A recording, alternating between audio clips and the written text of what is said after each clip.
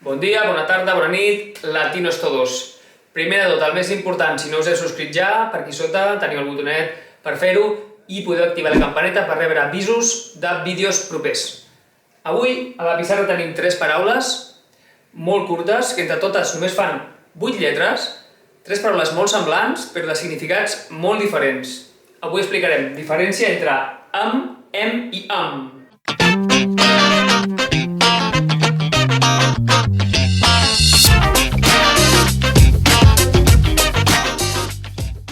Al gra. Am, en castellà, me. Am és un pronom personal, primera persona singular, o sigui, jo o a mi. Sempre es referirà a mi o a jo. Fixeu-vos que la E és una E neutra i no es pronuncia A ni E, és am. Em poso les sabates. Qui? Jo. Jo em poso les sabates. Me pongo los zapatos, seria. No em sents? Aquí, a mi. Am sempre és primera persona. Aquest am pot mutar d'aquestes maneres que veiem aquí baix. Si el verb comença amb vocal, no m'escoltes, es converteix en M apòstrof. Aquesta M apòstrof és un am. O a final de paraula, si acaba amb vocal, el verb acaba amb vocal, escolta'm a mi. Apòstrof M. O aquest darrer cas, vols escoltar-me? Si el verb acaba consonant, o en aquest cas, escoltar, guionet ma. Escoltar-me, de a mi. Vegeu aquests altres exemples. Em dutxo tots els matins. Em cuides el gosset? Cuida'm el gosset. Vols cuidar-me el gosset?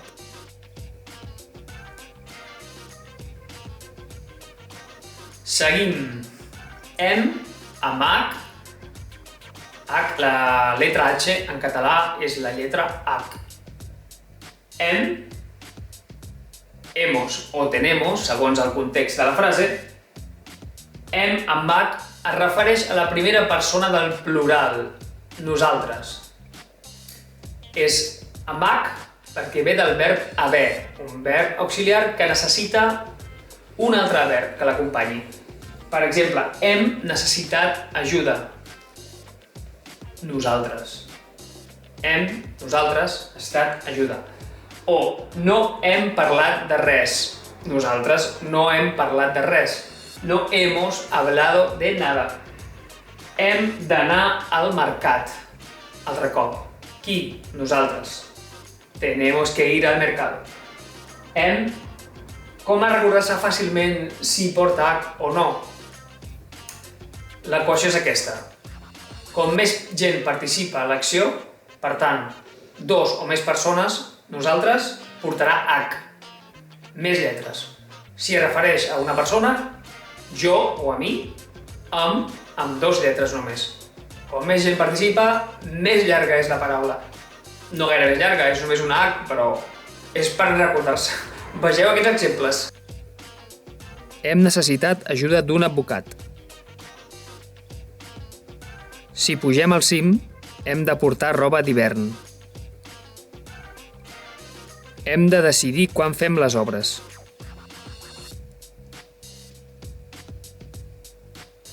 I per acabar, amb preposició, con, en castellà, que es refereix a l'acompanyament o al contacte d'una cosa amb una altra.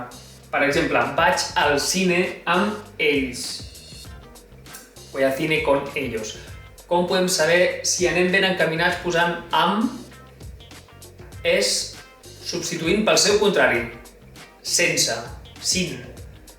Si substituïm amb per sense i la frase continua tenint sentit, vaig al cine sense ells, si té sentit és que anem ben encaminats. Soparé pa amb tomàquet. Per cert, us deixo un enllaç per aquí dalt per si voleu veure el vídeo del pa amb tomàquet que vaig pujar fa poc al canal. Soparé pa amb tomàquet, cenaré pan con tomate. Vegeu aquests altres exemples. Sempre podràs comptar amb mi. Fes-ho amb cura de no trencar-ho. Tornarem amb el seu pare. Doncs ja ho tenim, espero no haver-me passat despesa avui.